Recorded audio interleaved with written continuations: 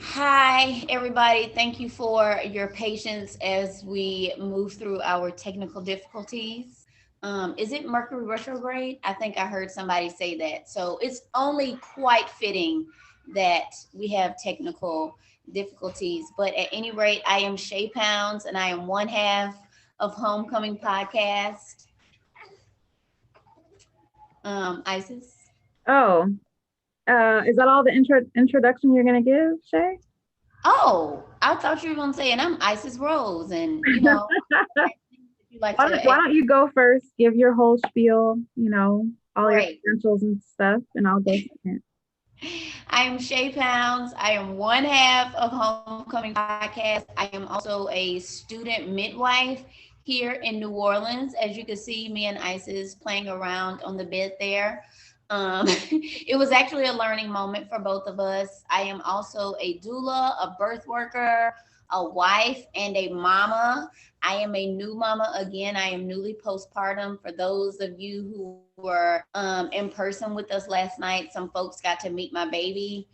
Me and Isis have been doing the podcast for 3 years on Labor Day, I think. Hmm. Um, I tell people, I literally just told somebody Isis is the brains and I'm really just the funny. She hates when I say that, but it's very true. So yeah, that's kind of our jam. But Isis, Okay. Shay is an awesome human being and mother. I just wanted to reiterate that for anyone who doesn't know Shay personally. Um, yeah, so I'm Isis. I'm sleep deprived. I too just had a baby almost 4 weeks ago. We did not plan to be pregnant at the same time. It just happened that way. Um, yeah, what else do you need to know? So we co-host Homecoming Podcast. I am also a student midwife. I'm a doula. I was a graduate researcher and then I left academia because it's whack. And what else? I have two kids. My daughter is 3. She was born at home. My son is 4 weeks old. He was not born at home. However, that was the plan. And you'll hear all ooh, about my birth story soon ish. And I don't know what else to say that's relevant for this topic since we no, have I think that's lost a great. lot of time. I think you're teasing everybody, saying that your son was not born at home. What? Aren't you a home birther, Isis? Yes, I am. And honestly, having a hospital birth made me even more gung ho about my home birth advocacy. And Yes. I would love to share more about that. Maybe toward the end of the talk today. But my son was born at home, born at a hospital. I labored at home until I was like 8 centimeters and transferred because I could not deal with the pain. I needed the epidural. So hospitals are definitely, useful when they're needed. And the great Shay Pounds once said, "If you're scared, go to the hospital," and that's exactly what I did. So, yes, do not be a hero. Do what you need to do. If you need to transfer, there's no shame in that. We have plenty of stories of transfer on the podcast. So, Yes. we are not anti hospital. Just want to put that out there. Yes, I am also a hospital transfer, which also made me go even harder for home birth actually. But Isis, we're totally looking forward to like your full story. I'm saying that as if I don't know, but Right. yes, because I it appreciate has it. all of the things and I absolutely love it. But you guys, welcome to what we call the homecoming rewind. It's whenever we do a live here. That's that's what we call it, the homecoming rewind at Homecoming Podcast. So right before this session, there was a session with Sister Yaya, and she was talking about healing the mother wound. And from what I heard, like, she was really bringing it. Like, it was she didn't half step. There was also a person who is amazing. What was it, 2 years ago now? Isis, I think you also talked about something similar actually at a Black Birth Matters, right? That's right. Yeah. So today on our live, we're talking about healing because that's kind of what the podcast is for both of us. Mhm. Um, Isis, I think you had just had your daughter, right? Yes. When you started the So, podcast? That's right. So she was born January 2018, and sometime right around the summertime, I reached out to Shay and was like, "Do you want to co-host a podcast with me? I know you don't know me super well, but we met at Sister Nicole's training, and I feel like we hit it off." And she was like, "Okay." And so September 2018 is when we started the podcast. Labor Day. That's how I remember. Hmm. But yeah, so the podcast has been a very healing experience in general, for me, and I've cultivated like a really great friendship with Isis. We talk outside of the podcast. Yeah, so it's been a very healing experience. I'm gonna scroll down. You guys, the pictures that you see here are uh, it's a photo shoot that we actually did together, and oddly enough we were pregnant at the same time, which was completely unplanned, but we really did get some good photos, so you guys get to see that today. So our first little topic question here is, what does healing mean to you? I think for me, it's very nuanced. I think it depends on where you are in your life, what you're talking about, what's what has happened, where you are in your therapy. Okay, go to therapy, Black girl. I say that all the time on the pod. So I think healing is not just a linear word or a linear phrase. Healing is something that's ongoing, and it may mean something different one day than it does the next. So today, for me, healing means being around other Black people in a space like this, talking authentically about being rooted in Black birth, and that is healing to me. And also, like, I'm fresh off of a home birth that was amazing, and that's also healing to me too. So I think it just depends on, where you are in your life. I don't think it has a linear meaning. Yeah, I like that, Shay. I think healing definitely takes on a different meaning depending on where you are in life and what your needs are. And I'm going to answer the question a little bit differently to kind of talk about the why. Why are we even focusing on healing today?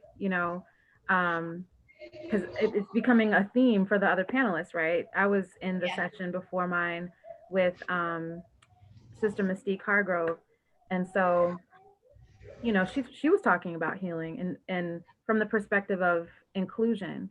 I think healing relates to birth and home birth in particular for a lot of reasons. When I first entered birth work as a doula, my first training, I realized that all of the people around me were either folks that were healing from their own births or joined this work so that they could help others heal from their birth experiences. And so healing is very much a part of and at the core of not only birth work, but even people's decision making for having a home birth. There are some folks who are hardcore and like know from the jump that they want a home birth with their first kid, like me and Shay. Her first birth experience was a planned home birth, and so although that did become a transfer. So we have that in common. But a lot of folks, they seek out home birth and home birth midwifery because they had a traumatic first birth or second birth, or this is the first vaginal birth that they'll ever have because they had 4 C-sections, and so healing is very much a part of the decision making when it comes to birthing, but also it's a part that is a part of it's a part of parenting and mothering. And whether we talk about it or not, it's absolutely necessary that we heal, even if we've never given birth or never planned to give birth. Adoptive parents need to heal, or surrogate parents, Oh, absolutely. because that's also a part of conscious parenting. Um, so before I get too deep into other topics, I just want to say that healing is very much a part of the entire kind of umbrella of mothering and birthing, and that's why we're talking about it today. You go, Isis. Am I moving to the next slide? Yes. Yeah, I think that's good, and then we'll cycle back to healing, and all of that with the Q&A at the end. Okay. You guys, the photo. Can I get can I get an amen in the chat if you love this photo? What has hearing, witnessing others' birth story taught you about healing?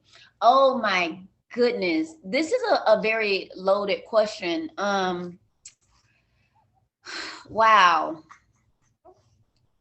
When I hear other people's birth story, and first and foremost, I think I try not to hear them, especially while I'm pregnant, just because when I hear other people's stories, what I do hear is healing, that they use their birth as a healing, or that something there needs to be healed. So I feel like now as a midwife, I do try not to hear try not to hear too many other birth stories, because it comes with so many layers and nuances.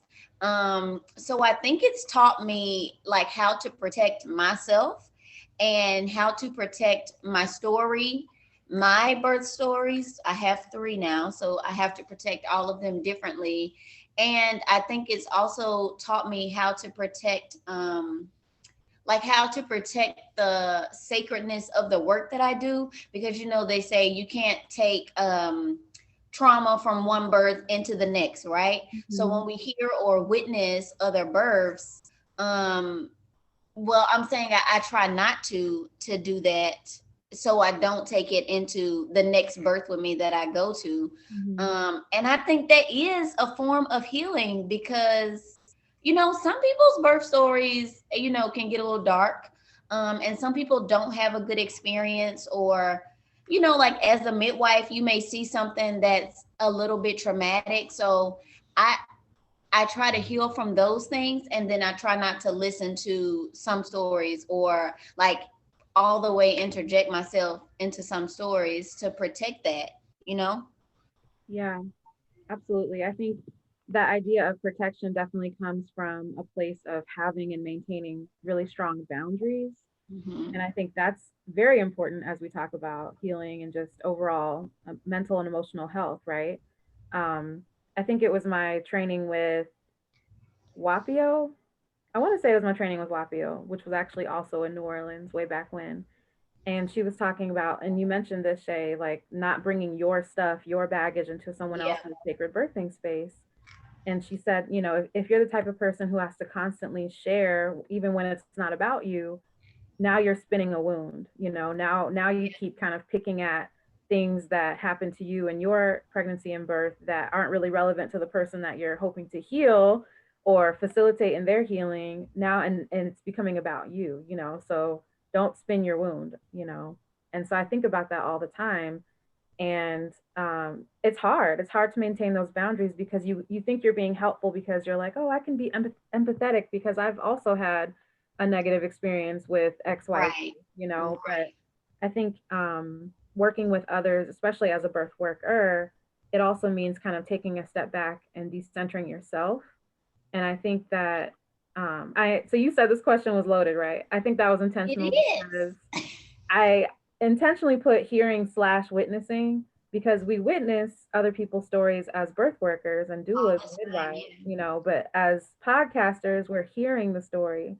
And I think that that also looks different, right? So Absolutely. as a doula, we're discouraged from kind of projecting our own interpretation of someone's birth back onto them. Because I can be like, well, dang, that was traumatic. And then I look at their face and they're like elated and just ecstatic that their baby is here and their baby is healthy. Meanwhile, I'm going through the list of things in my mind, like, well, the doctor said this, that was horrible. And then Yes, this happened, and then this absolutely. happened, and then the plan changed and she didn't have the birth that she wanted. And, you have these kind of narratives of pain and trauma that may not even apply to the person that you're working with. And I think it's that aspect of being a doula that I think being a podcaster has really helped. Because when I'm listening to people's stories, I really do try to just be objective and just ask the follow-up questions and not process what they're telling me, you know? And I don't. I do the very opposite. oh, really? Yes. Whenever we're recording like an episode and people are telling us their stories, I cannot turn off my midwife brain, and I'm hearing like, okay, yes, and I'm like checking all of the boxes in my head. Mm-hmm. cannot be objective like in that way. So while I'm listening to what they're saying, I really can't like not be the midwife hearing somebody's birth stories. So I really try not to hear it, if that makes sense. Like I'm listening to them and I'm engaged in the conversation, but I'm trying not to like internalize, that, because I'm literally checking all of the boxes as I'm listening to their stories. And most of the stories on our podcast aren't like, these like super dark stories or, anything like that. But, as the midwife, you still hear it differently than as the person that, has the birth. Does that make Right. sense? That definitely makes sense. And you're a lot deeper into your midwifery studies than I am. So I think you're wearing still a different cap than I am. But potentially in a couple of years when I've been to more births wearing, that hat or in that role, I'll definitely be looking at it through yet another lens.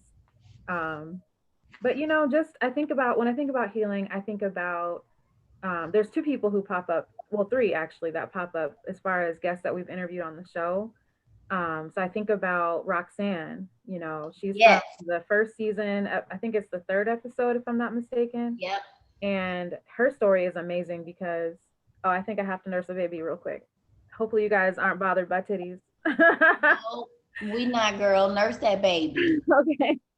Anywho, I think about Roxanne and can you bring me that pillow, babe?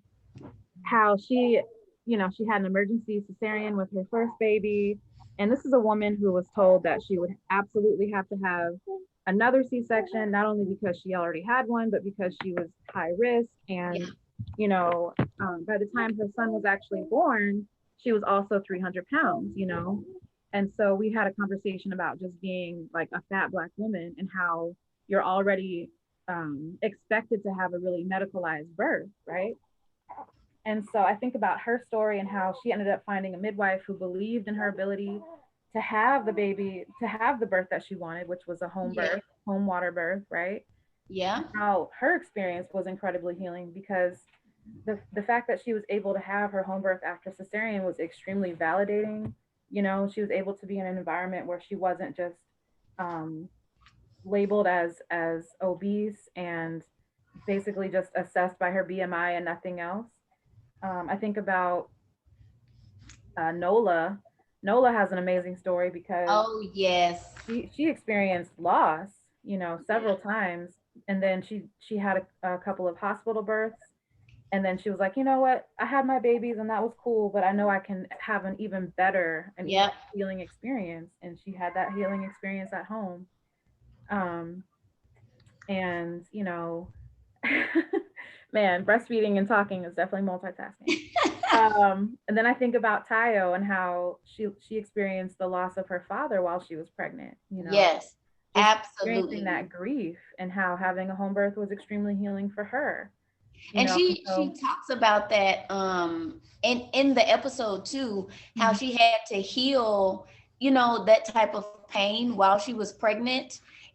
And like having a baby, which is that's deep. That we can go off on a tangent on that, but that's. so if you haven't already listened to those episodes, I would say that those are some of my favorite. I highly encourage you to check those out.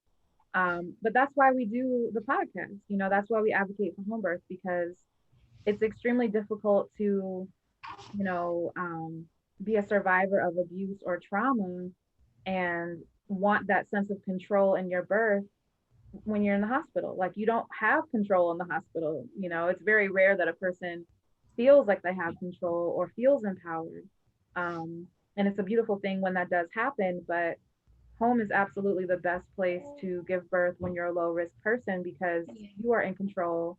You decide who's in the birthing space with you, and you have you have um, more avenues to healing than I think people in non home birth settings have. Just by virtue of being in your own space and being with people who believe in you and your body. Absolutely. I think that's a great like segue into the next question. Why is it important to heal from good births? I think how we were talking about Tayo, she's a perfect example of that. Like she had a quote unquote good birth, I think I am also a really good example of that. So like with Mezzy, and this is also an episode on our pod. She was a good birth, right? To anybody who hear the birth story, they never hear, anything bad. What they hear is like something amazing that happened, right? Because you had a breech baby in the hospital. Oh my God, especially because it happened on a whim, right? Nobody ever hears my story and say, oh, you need healing from that. But I think even with like that story being a quote unquote good birth, there is some healing in there because I still became a new mama for the first time. I still went through like that phase of postpartum where you feel like, I heard, who was that? Dr. Tyra Gross, I think. What she said in her session today, it's like being postpartum and jumping into a pit or falling into a pit. Mm-hmm. That's still something you have to heal from, from your birth. And then like after I had my baby, I learned, like after reading my charts and all of that, I learned things that happened to me in the hospital that I wasn't even aware of. So while I had a good birth, that thing still came up months later that definitely warranted some healing, Mm-hmm. especially because it was important to me to have like a whole experience and to make sure I was properly healing from my experience because I had a daughter, and that thing where you carry your daughter and your granddaughter at the same time. Mm-hmm. So it was important to me to make sure like, I'm doing my lineage justice, right? So not just while I was pregnant, but after she got here too, like what happened, during that time that maybe I could work on, that I could take to my therapist, because hashtag go to therapy, Black girl. What happened during my postpartum that I could do better the next time, or am I gonna have a home birth the next time? Because I felt like I failed by going to the hospital, right? That's also something I had to heal from feeling like a failure, because I wanted to be, gung-ho and run into the fire and have my baby at home like a crazy person. And people think you're crazy when you tell them you're gonna have your baby at home, right? Mm-hmm. So feeling like I let everybody down around me, that's something I also had to heal from, even though my birth was a good birth. So for me, it was important to do all of that healing work for my daughter, for my future lineage, and now with two daughters, I feel like I'm still doing that same work because they are my lineage. My son is important too, rah rah to him, but my daughters will carry babies, so I want to make sure that I'm doing myself justice so I can do right by them, right? Exactly. I think you said that so beautifully, Shay. You hit on so many points that I was going to make. So Ashley has a question in the chat. She says, "What are some ways you have used to heal from birth experiences of your kids as a parent or birth worker?" Oh, I love this. I'm gonna stop sharing our screen, guys. I'll go back to it, but I Yay, wanna because be we able want to to see your see. face. Yes. That is a great question. Um, some of the things I did was I've become really big on journal writing, so I got a journal. I started writing some things down. I started healing the relationship with my mom, right?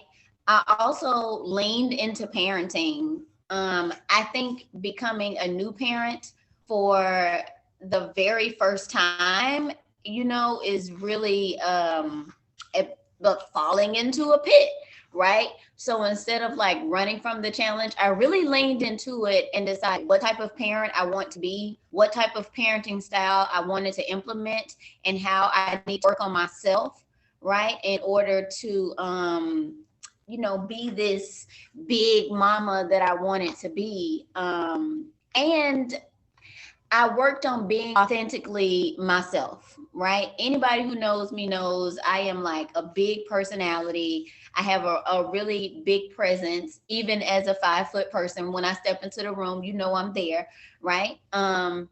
but I want it to be 100% me at all times. So anytime anything happened, I'm like, no, this is the type of mom that I want to be, and I'm going to walk in that, right? So like walking in my motherly purpose. Like the baby wearing thing. People will be like, oh my God, that baby gonna fall. And I'll be like, nope, we good, thank you. And I'll wrap my baby up on my back and like go buy me some sushi. So I think those are all the things I did, and then more like physical things too. I like to look card every now and then. If you know, you know. I bought me some waist beads with different types of crystals on them. If you know, you know. I bought some So waist I did beads that. too. Yes. No, the waist beads is such a thing because, after having that baby, you don't really, feel your own body, if that makes sense. So the waist beads brought a little bit of my sexy back. I had three strands and they all meant something different that's personal, so I won't share, but they all meant something different. And they've all been popped now. I'm down to my last strand, which I found very amusing in a way because it's like they all brought me healing in the way that I needed, and now they've done their job, so they're gone. But I did the waist beads thing. I started meditating almost daily. I started meditating with my baby, right? I pray over her womb just as much as I pray over mine. I do that with the new baby too because she's a girl, right? So I did that with the both of them. So yeah, those some of the things that I did. That was a great question though. Yeah, I think so. The question was, why is it important to heal from good birth? So I would also like to talk about new motherhood because with my first, it definitely felt like I jumped into a pit. Yeah. Shay has mentioned the importance of going to therapy. I started going to therapy before I got pregnant, and so as soon as my daughter was born, I was ecstatic and I was excited that I had my home birth and the birth that I wanted. And I think I took for granted how good I was feeling because I didn't really get the baby blues or anything like that. Hmm. But 4 months later, I looked up and was like, something doesn't feel right. And then I started taking anxiety medication because I was not coping with being a new mom and all the responsibilities of still having to work and work on my PhD and all this stuff, right? Um, and so that just goes to show you that having a beautiful birth isn't like a magic bullet. It's not like Yeah. you have the birth you want and then the rest of your life is just perfect. Like that's not Yeah. it's not what we're saying at all on the podcast. Like we believe in the power of birth and the implications it has for your long-term mental health, but you still have to actively work on yourself and to heal the parts of you that need healing. And so much of my story, in terms of why I needed to heal, definitely relates to how I was parented, and having the perfect birth. As healing as it was for me on a very deep and core level, there were still aspects of my own parenting and mothering that I needed to heal from. And it's so interesting because pregnancy is a spiritual experience, and anybody who's had a very lucid pregnancy dream can tell you like it can get really Oh, deep. yes, And absolutely.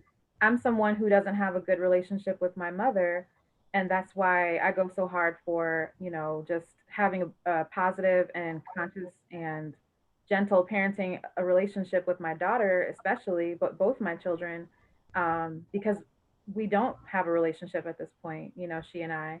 And even though we don't have a relationship, the entire time I was pregnant with my son, I was having dreams about her. Oh wow. Some of them were horrible and nightmarish.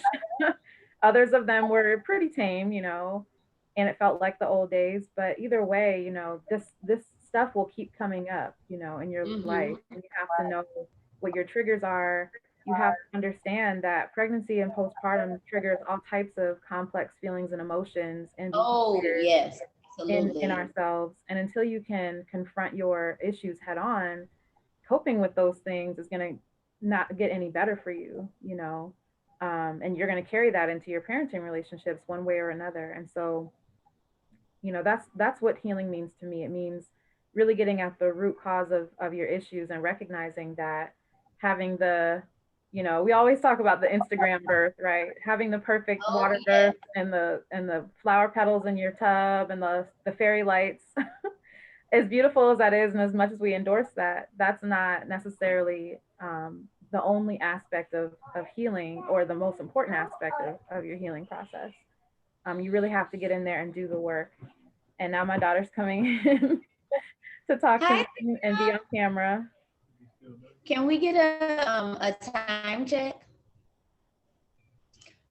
Also, like what you said, your pregnancy and postpartum brings up so much of everything. Like literally, what time is our session over, Eleni?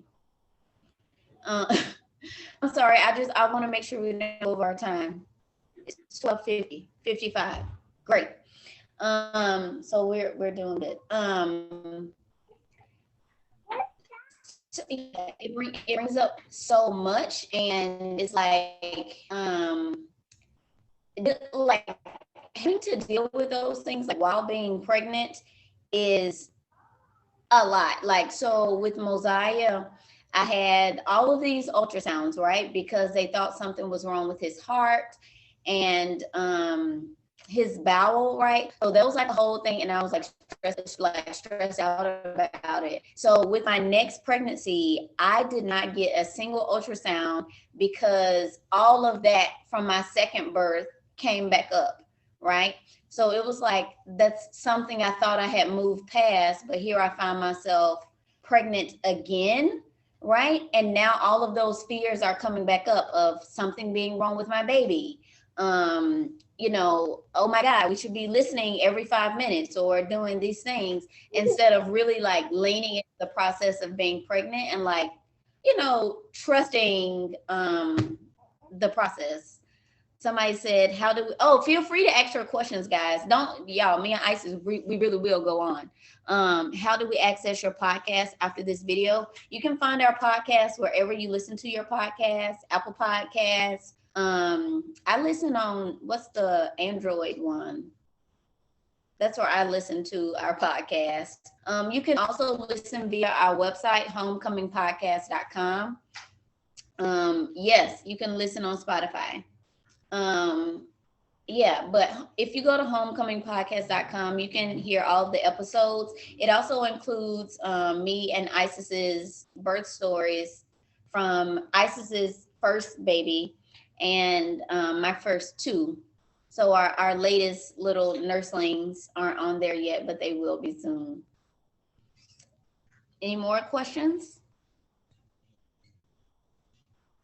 I see folks in the chat.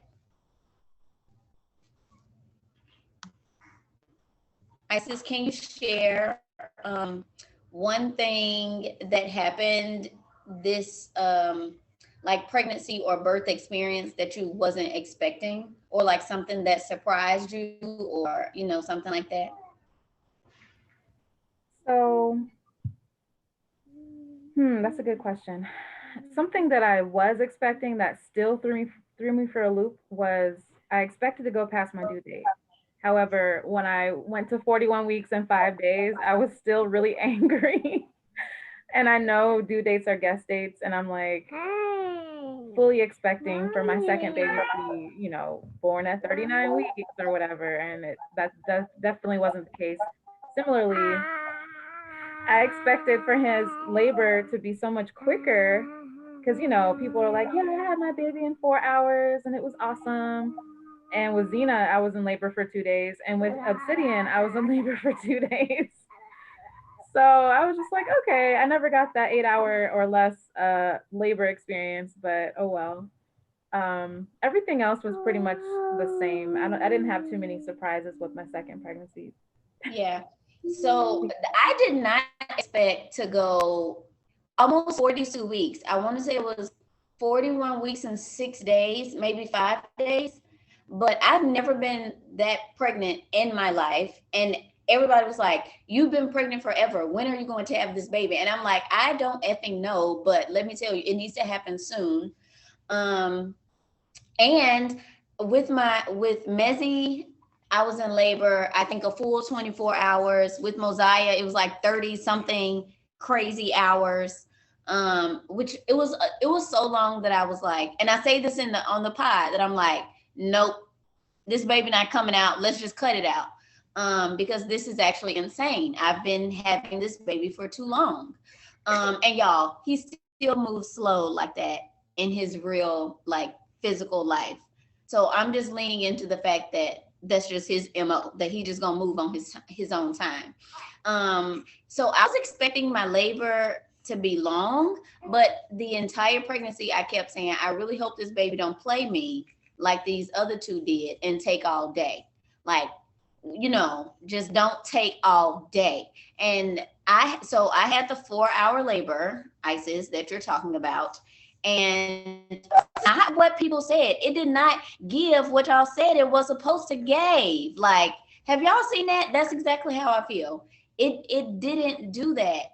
It hurt. Okay. It hurt with all of them, but it really hurt with this one. And I keep saying that, and people are like, right, because you're a baby. And I'm like, no, I've had 2 other babies. This was not like that. So like my 4-hour birth experience was like super intense. I think Nicole says, she said like in her training, I think that you either, it's either like, what she says, either like walking or you ride the train and the train like leaves the station super fast, right? And that's exactly what happened. And my train left the station and it was super fast. And yeah, it was quite intense. Somebody also said in the chat that I want to go back and speak to, because Isis, you mentioned that you got an epidural at 8 centimeters.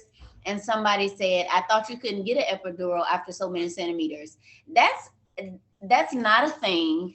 That's a hospital policy. That's not like, we won't give you one.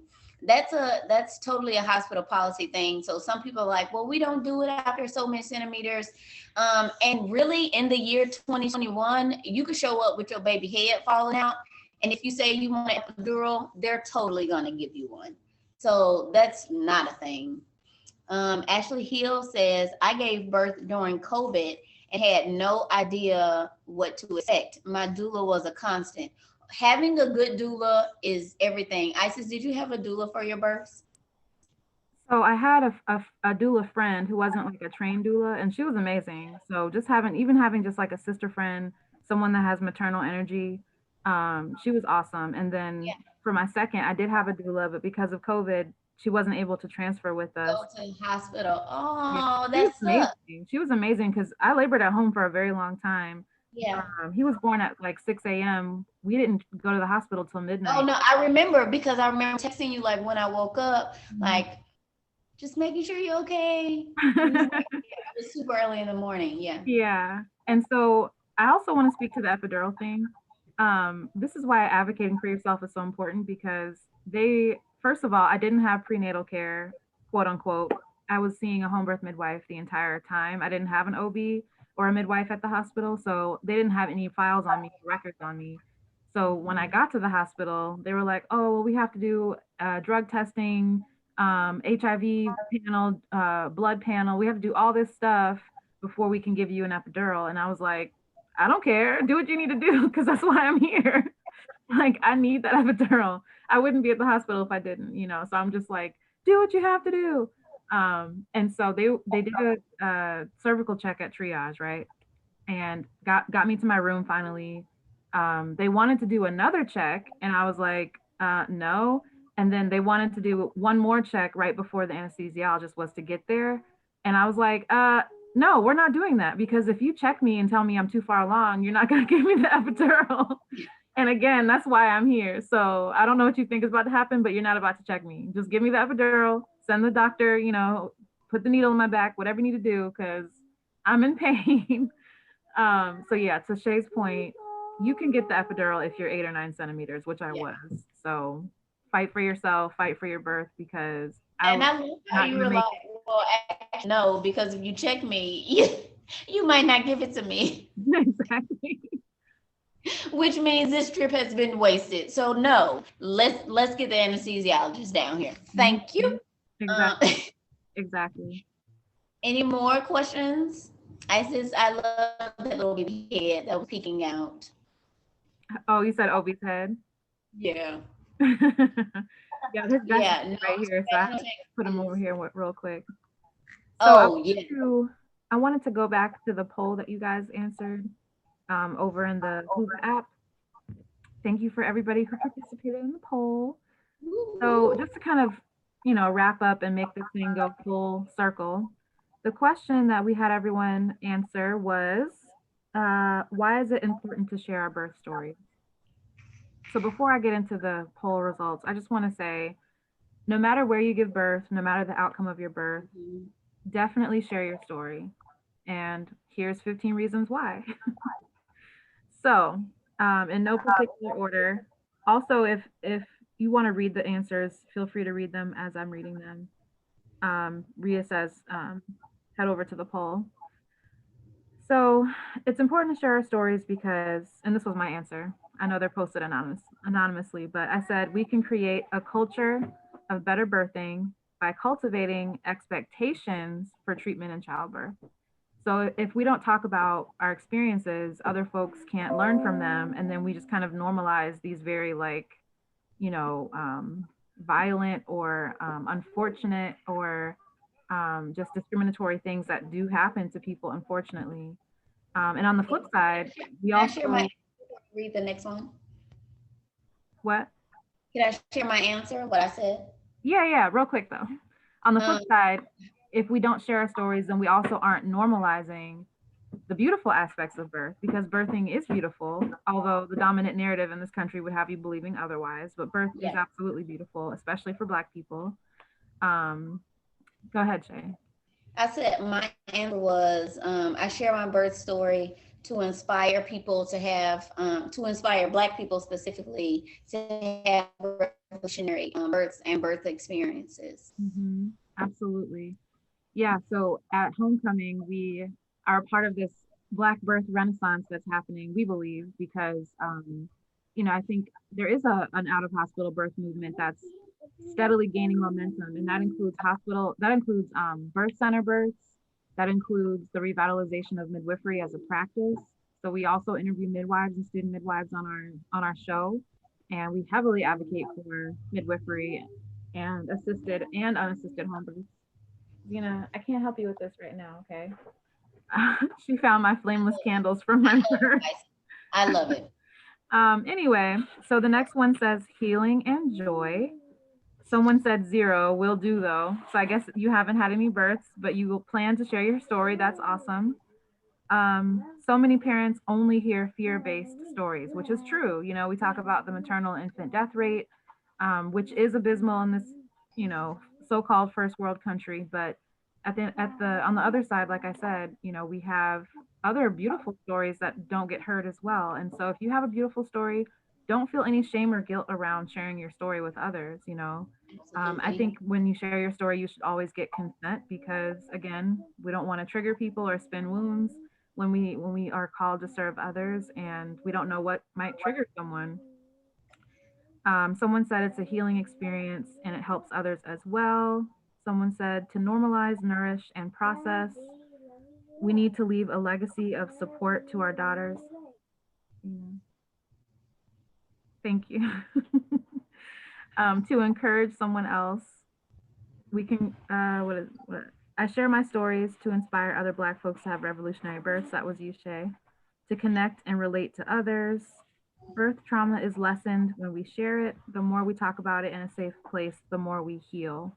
Absolutely. To build community and celebrate and heal so that we can help not only change the dynamic, but also help others to avoid the same issues that we had. And of course, uh, birth is sharing is a part of processing and that's a part of healing. So, yeah, I think that's a good note to end on. Do you have any final thoughts, Shay? No, listen to Homecoming Podcast. Subscribe to our Patreon. You can support Homecoming Podcast for less than a coffee a month. It's like $2 a month or something like that. Um, Yeah, it's like a tiered thing. So if you feel called to give more, we literally do this work out of the like kindness of our heart.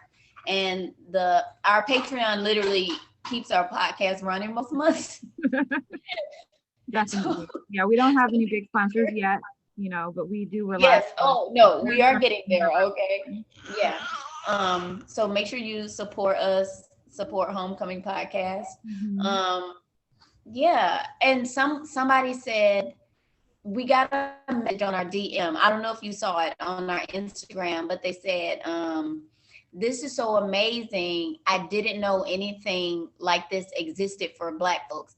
And I responded and I was like, that's exactly why Isis started the podcast, because she was looking for this and it wasn't there. So, if you build it, they will come, even if you have to build it for yourself. So that's literally why we are here, to inspire others and to share stories of Black folks having revolutionary births. Yep. Hashtag welcome home. Hashtag welcome home. Absolutely. Homecomingpodcast.com. We're on Apple Podcasts, Google Podcasts, Stitcher, iHeartRadio, Spotify, Pandora, all of the major listening platforms. And we super appreciate all of our listeners, including a lot of you that are in the chat right now and on this Yeah. call. It wouldn't matter, having a conversation and putting it on a podcast wouldn't matter if people weren't listening to it. So Yep. we can't really do this without you, and it doesn't mean anything without you. So we appreciate you so much just for being with us today, because you could have literally been anywhere else. Yeah. So yeah. Oh, we also have something like that. It keeps our Mhm. podcast going. Hashtag So Black Hunger support Centers. us in all the ways. Yeah. But that's all we got. If nobody has any more questions, looks like it's it.